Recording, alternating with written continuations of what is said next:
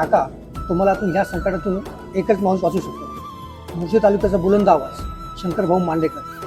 थांबा, मीच फोन लावतो. हॅलो भाऊ, आपल्या मुळशी तालुक्यामध्ये एका व्यक्तीवरती संकट आले भाऊ. त्यांचा मुलगा आजारी आहे आणि हॉस्पिटलमध्ये आता सध्या, नाही का. त्यांना जरा पैशाची गरज आहे.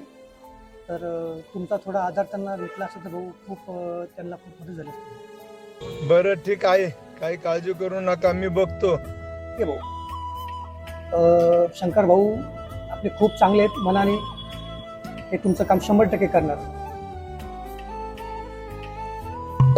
भाऊंचा फोन.